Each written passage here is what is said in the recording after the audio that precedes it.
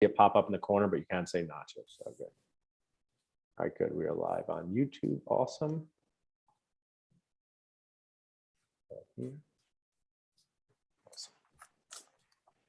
Have you ever been working at your job and wanted to cry, but it was socially inappropriate to start sobbing? So you had to keep that crying on the inside part of your body. Crying on the inside, a strategy we have all used to get through our workday. My name is Dr. Paul Goodman, and this is My First Job podcast, sponsored by Dentist Job Connect. The My First Job podcast will talk about your first job, your worst job, and strategies for success. Strategies that increase success, decrease stress, and reduce those number of times you feel like crying inside a day. We can't totally eliminate them because we all will still cry a little bit inside each day, but we aim to make it less. What causes us to cry inside? Sometimes it's our coworkers that cause it. Sometimes it's our clients, our customers, our patients. And to be honest, we even make ourselves cry inside each day. We want to look at these people around us and say, is this your first day on planet Earth? Do you know how words work? Do you know how any of these things work? But we can't say those things, so instead we cry inside. But My First Job podcast is here to help because we're going to teach you how to search for a job, how to interview for a job, how to evaluate a job, and how to start that job with success. So join us on this journey of creating a world of jobs that make us cry less inside a day. If you are looking for a job in dentisting and want to see our available positions right now, just text job to 215-543-6454. If you are a dentist looking to hire an associate to share in the joys of full contact arts and crafts, text hire to 215-543-6454. If you're just somebody who would like a gift to improve your morale, text karma to 215-543-6454. I'm so excited to welcome our guests today, Bill and Jared from Duckett Lab. They're amazing resources, sponsors, and human beings. And we're going to start this podcast off by asking them, what was their first job they have had in life? So Bill, I'll start with you. What was your first job on planet Earth?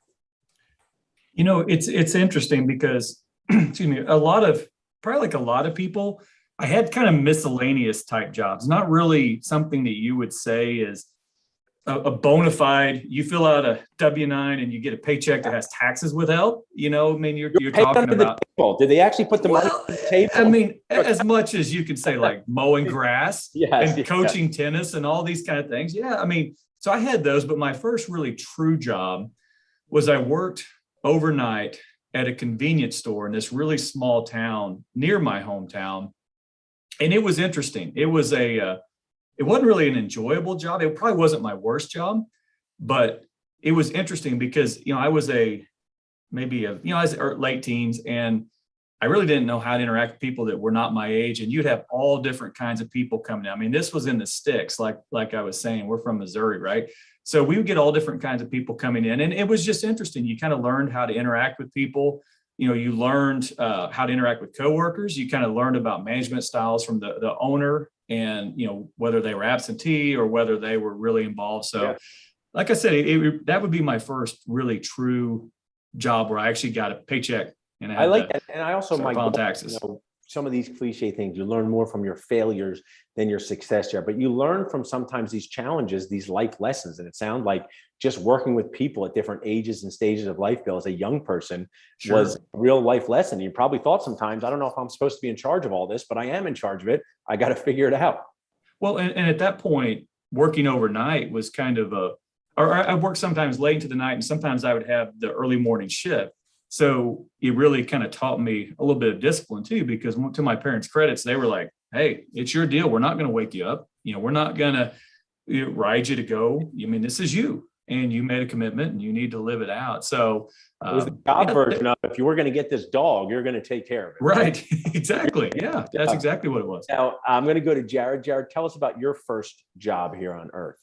Yeah. So first job, I will say my very, very, very first job was working for my father. He owns some restaurants, and I was like 12 or 13. I mean, violating child labor laws here, I'm sure. And I would do, if you ask me my job description, I would say anything he asked me to do. And it would be from, I mean, of course, mow the grass, trim the shrubs, pick up cigarette butts off the parking lot, snow plow the parking lot, but it would be anything. I can remember one time, you know, they made biscuits there in the morning for breakfast, and the biscuit guy didn't show up because there was too much snow. And so it wasn't a question like, could that gentleman get here? It was like, Jared, hop in the truck. I was 16 at the time here.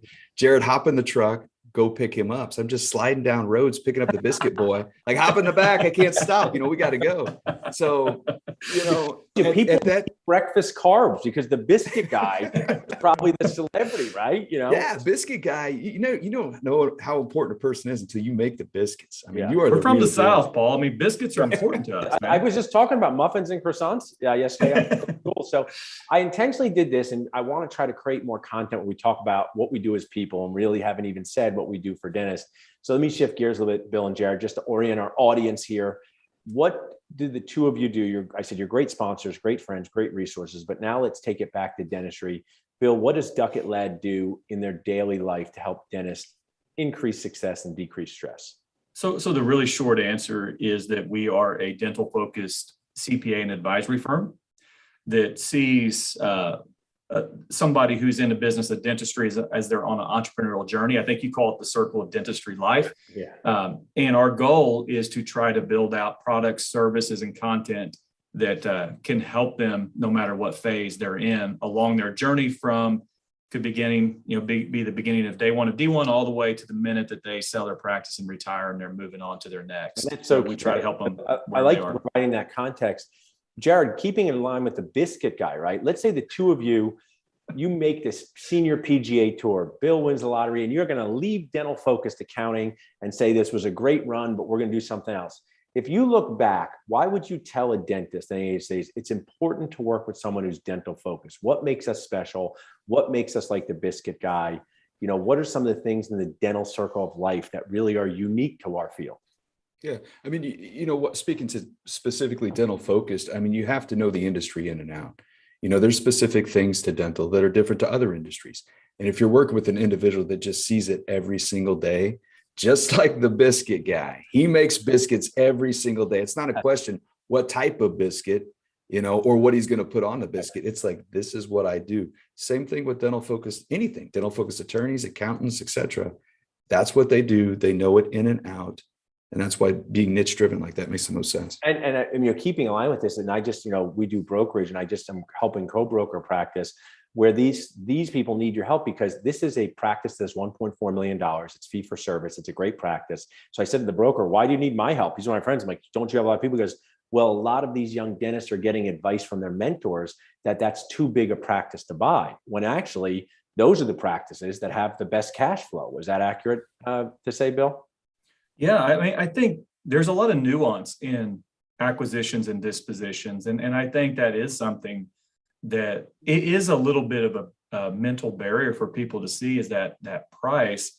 But as Jared always says, and one thing I love to hear him talk about is it's all about the cash flow. Right. And, the beautiful thing is that's not, getting involved a advisor to help you. You can crunch those numbers and work through some assumptions and determine, is it the right practice? It very well could be, Paul. I mean, there are people who turn away from deals that probably in the longer term would have been probably more fulfilling to them and more rewarding to them, but the purchase price is high and that scares a lot of people. So I love this theme, right? Get insight from people who make biscuits every day in their life. So you say they can troubleshoot those biscuits, right? So let me go to you, Jared. Let's just say our audience listening, and they're going out there to find their first job or their second job. And they might want to buy a practice someday, but they need a job right now. They're going from dental school or residency out there into the real world, or they've gone out there and their first job has caused them to burn their biscuits. What's a piece of advice you would give to a job seeker? If you were a dentist looking for a job, you're dealing with people who own practices, are successful. What are some best job practices? What's a piece of advice that Jared would give? Yeah, if you're talking to a young dentist, what I would recommend, I'd recommend a couple things, but I think one of the biggest ones is you're going to come in as an associate and work with another dentist probably, right? As an associate, make sure when you're looking at that dentist that they can be a mentor to you, that you can see them like, yes, they're going to be able to help me on the technical side. They're going to help me talk about the business side of dentistry, understand that, because if you go in, I mean, that's a very important part of your career, being that, your first associate position. Make sure the individual there, you're going to have fun working with. They're not going to be a pain in the butt. They're not going to be like, learn on your own. You're going to have this one of your days. You're going to have to do it yourself. No, people need help. I The full think that's circle of awesome. dentistry. I mean, People need help. the mentorship model is important. And one of the things you see is, and maybe we sometimes, I listen to people like live life with no regrets. I had a terrible haircut in college. I totally regretted it. I didn't need that bad haircut. It didn't teach me anything. So when you talk about regrets, Bill, maybe of some of the people who are now first-time practice owners, second-time practice owners, would you see value in taking a job that pays like $150,000 a year with great mentorship from someone who's going to have your back versus one where you're all alone for $230,000 a year? Talk just about that juxtaposition. Yeah, it's that, man, that's a great question. And I really would have to think through, because again, one thing I love about our job is that we try to ask the follow-up questions that dive into the nuance of somebody's situation, because on the surface, you would say in our minds, that's a pretty easy dialogue, which is this 150 is, a lot less stress. And it's just a different, it's just this different equation. And some people may love that. Other people may look at the other way and, given proper maybe mentorship outside and making proper connections and kind of plugging into a tribe like yours, maybe they can kind of get through that trough quicker and still find a path to fulfillment. So it really depends. And that's the beautiful thing, Paul, and you see it, is that to each his own. Everybody kind of has a vision of what they want their life to be. Whether they really embrace it or really pursue it is one thing, but there's a lot of ways you can get there. And so that the way I would try to answer that is it really depends. That my gut would be that the 150 stress-free would be great, but maybe the other way has a lot of gold on the end too. Well, the challenge is, and I get feedback from this all the time from my audience who doesn't post it, is, and I've made videos of this, it's lonely in the operatory by yourself. It's lonely in the dental room by yourself. And when you step outside that operatory and you're having a challenge, Mrs. Smith hates her denture, Millie thinks you're too young, this implant crown is too tight, which is normal. If you can't step outside that operatory and ask someone for help, it's a lonely thing early in your career. It's lonely at any time. For a period of my career, I was kind of playing the role of solo GP in our satellite practice on Thursdays. And it was the most stressful day of the week. I had to answer all the questions. I had to take care of everything. It's like Seinfeld, when you're in the shower, you got to handle every problem yourself. Not enough soap, you got to do it yourself, right? And I always think that's a great analogy. So if you're a young dentist now, or any age dentist, the ability to get real-time feedback from another professional is valuable. I mean, I'd like to ask you guys, you guys work together remotely and in person at times. How valuable is it for you as partners and work every day to be able to get feedback from each other, Jared? I was just going to say that exact same example. It's priceless. I mean, it's priceless. I mean, there's all the time, every single day, like 10 times a day, probably. I'm going in Bill's office, or we're pinging each other like, hey, just got off a call with a client. They're running to this issue. What do you think? And he gives me something I wasn't even thinking of. So the ability to have people, partners, mentors, people around you to bounce ideas off of and not feel that sense of loneliness is so huge. Bill, we say this all the time. It'd be so hard to do this on our own. Yeah, I don't know if I'd want to do it on my own, to be honest. Right. So it's about morale and money there, right? And that's such a great, authentic point to bring out. So some of the tips when you're searching for a job as a new dentist or any age dentist, ask the person interviewing him, if I have a challenge or a hurdle, like a patient doesn't want to pay, or I have a problem with a case, who do I ask for help in that moment? And if they don't have a good answer for you, you're going to be on an island or sometimes a cave by yourself. And that is incredibly stressful. I get messages saying, I just feel alone. These dentists who are entrepreneurial, like I am too, and I have a satellite practice, I stay tethered to that through my phone. I stay tethered to that through FaceTime. I stay tethered. It doesn't always have to be in person, but you have to be able to call someone or text someone, because too often these newest dentists are left to try to solve problems that are unfair to them at that stage in their career. I'll say one thing too, Paul, if I can, just go back to the original question. I said mentor. I think another really, really, really key point, almost rivals mentor, maybe above it, is if you're an associate looking at working at a practice for your first job, try to dissect and understand the culture of that practice. Right. Now it goes into the mentor too, because the culture starts at the top, right? Tone at the top. Look around at the employees, look at the front desk, look at the assistants, the hygienists, et cetera. Do they have smiles on their faces? Do they act like they enjoy working there? Because if the culture stinks, I hate to say that, Bill, you say this all the time. Everybody's got a culture, either whether you know it or not. If that culture stinks, you coming in there is probably not going to change it overnight. And there's a reason the culture stinks. And it's probably that head dentist, let's say, or the owner dentist. So it goes into the mentor thing too, but culture's everything. Bill asked you about this. No, I think it's funny. If we have people over our house, we clean up, right? And we make it look perfect. But that is not our normal state of our house, right? Nobody lives the normal state. So what I share, and this is very valuable advice, is always ask to observe at the office or your job for a day. Say, hey, can I come and hang out for half a day? Because you're going to hear how the assistants talk to each other in their real world way. You're not going to be sitting there at the end of the day. Do not go for an interview at the end of a day at 6 p.m. when everyone's gone and then accept that job. Always say this, don't ask to be paid. Say, hey, can I come and spend half a day here to make sure I'm the right fit for you? And you're going to hear how people talk to each other. You're going to hear the hustle and bustle. And as a restaurant server, I worked at, diners. It's fast, it's quick. It's not like working in a fine dining restaurant. Neither of them you have to judge, but that culture thing is so important. Bill, anything to add to that? Yeah, I think that's brilliant. I really love that idea because Jared's exactly right. It is a lot of times people are going to go and they're going to see a dollar sign and their eyes are going to bug out and they're going to say, that's where I need to go because that's the highest offer I got. So they show up their first day and it doesn't take them long. And I've been there. I've actually done this in my jobs too, to realize that the culture is just not right for them. The job is not right for them. But what they don't realize is that a lot of times those jobs are kind of built to pay you just enough. So it's really hard to leave. Right. And as you kind of gain seniority, they're going to pay you a little bit more. This is the same way in the accounting profession. I've been lucky to be in really good firms my whole career, but that's kind of how it works is the longer you're there, the more you get paid, the harder it's going to be to kind of break off and try something new, especially if it's a little bit more of a risk, and not to mention, Paul, you're kind of moving through your stages of your life where you get married, you have kids.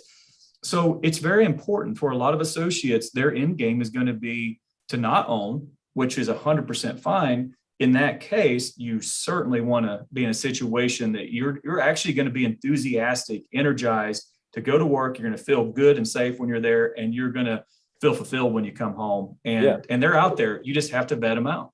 So I love that. Now let's just switch gears for a second and give the people what they want. By the people, I mean human beings. Because I work with an amazing dental nachos team, an office team. And if I say, hey, I want to tell you a story about this really successful dentist who lives his or her best life, my team goes, boring. I want to tell you a story about the worst thing that ever happened to someone in my inbox. Now they're all paying attention, right? So let's share one of our worst job experiences. I'll start. I really wanted to work in the restaurant industry. I went to this truck stop place that had great root beer in New Jersey, kept asking if I could have a job. They gave me a job. I was 15 years old. They gave me zero training. And on the first day, they told me I was the short order cook in charge of the fryer. This was super unsafe. Looking back, incredibly unsafe. I had to make mozzarella sticks. I had to make fish sticks. I had to make everything. So they threw me into this job. But what was the problem? Well, the biggest problem, the worst was the leader was toxic. The owner of the place was mean. He was putting me down, and I would go home and feel terrible about this experience. And my parents allowed me to leave it after I gave it like a 2-week thing. I do believe if someone's not asking you, this is great advice for dentistry. If you're not, and life, if you're not being asked to do something unethical, illegal, unsafe, or immoral, stick it out and give it a test to see. Doesn't mean you have to stay forever. Sometimes people are too reactionary after one day. If they're asking you to do something unsafe, that's not good. You're asking something immoral, that's not good. Insurance fraud, those are deal breaker things, right? But if someone's saying, they're asking me to do a cleaning in 40 minutes and I need 60 minutes, see if you can test that out for yourself, right? So that was one of my worst jobs. But what I learned from that is I didn't want to be a leader like that. And I wanted to, it really helped me, I'm 44 now, that I wanted to give people systems for success when they walk in and do anything with me, from being awesome client services, dental nachos, to an assistant at a dental office. Bill, share with one of your worst jobs and what you learned from it. That's such a great question. And mine is probably going to be a little bit divergent or unexpected, but to be honest, I would say, and I must say this very delicately, my worst job was probably where we were before we formed Duckett Lad. Wow. And it's interesting because we were both partners in a firm. We really liked the other partners. They were good people. We thought the culture was good, and in a lot of ways it was. Different locations, it was very siloed in hindsight. But the partnership group was, the communication was not there. And so there was major issues, and it became kind of an untenable situation eventually just blew up and probably took Jared and I through the trough, the living hell of our lives that was the tax season 2015, where we had to negotiate out a buyout from a group. We had to form a new firm, and we had to take care of all of our clients in this 3-month window when we were doing everything through attorneys because we couldn't communicate as human beings. And so I look back and say that probably honestly was the worst job. And guess what? I was probably as much responsible as anybody, if not more. What I learned from that is that we're coming out and Duckett Lad's not going to be that way. And that's why the healthy side of the partnership, where we can have communications, we can have respectful disagreements and discussions and try to wrestle to the best answer. That's why I love being partners with Jared. That's how we operate. I will let Jared go in a second, but I want to do a lot of work on what's the difference between friction and toxicity. And sometimes that's hard to determine.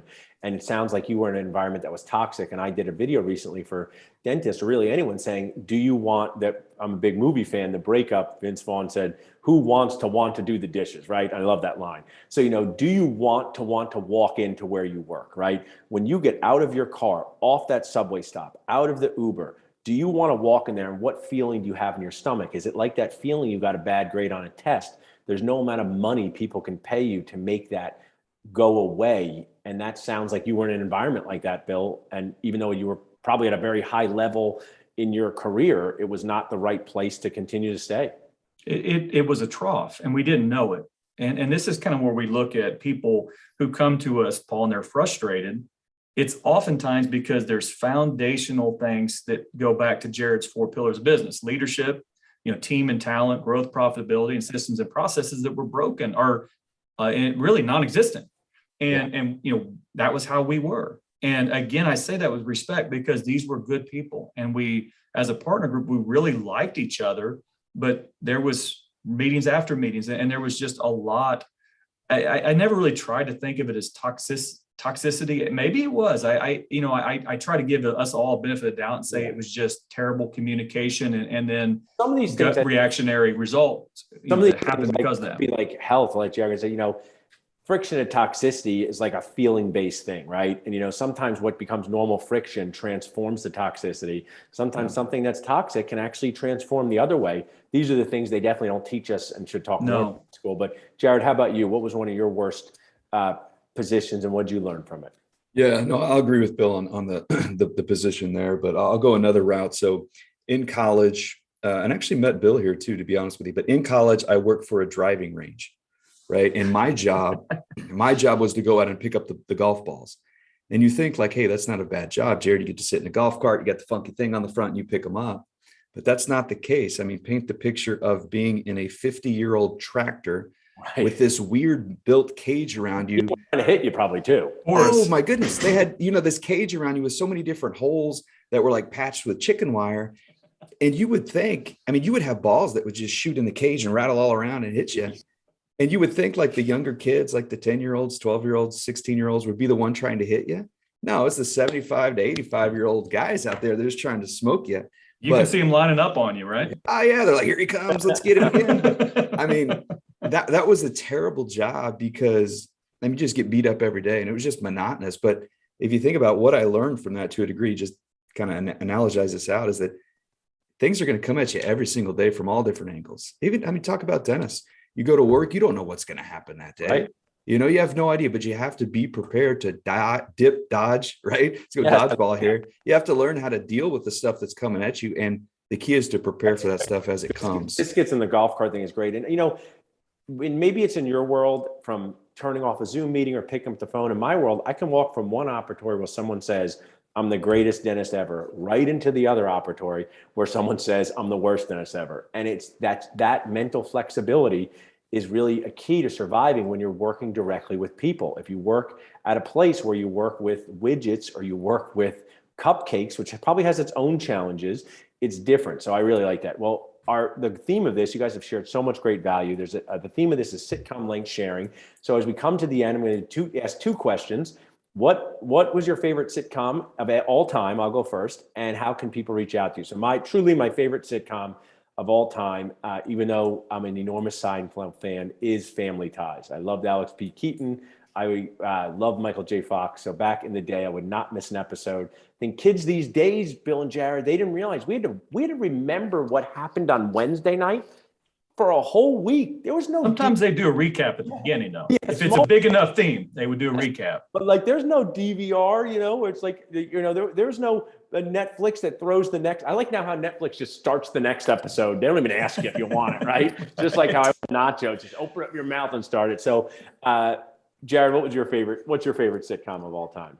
Yeah, I've got to go Growing Pains. I mean, Growing Pains is a good one growing up. And it's cool. I'll go say one more too. Like, I watched a ton of Full House. It's but now that I've got little girls and stuff, they watch the Fuller House. Yeah. Oh, it's great just to see how they tie back.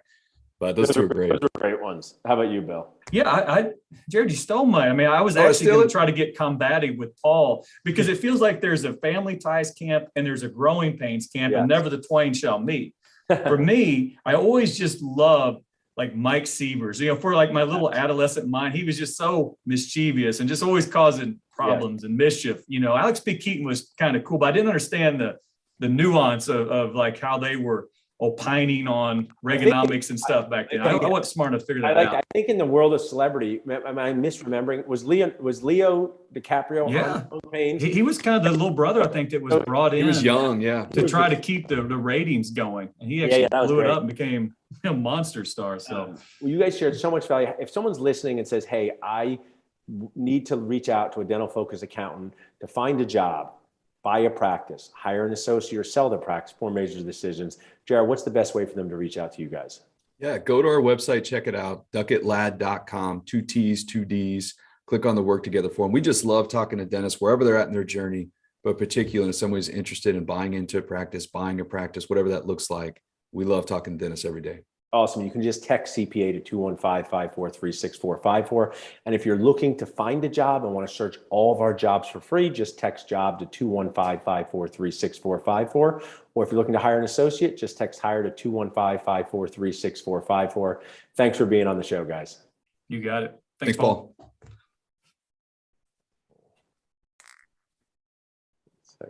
YouTube.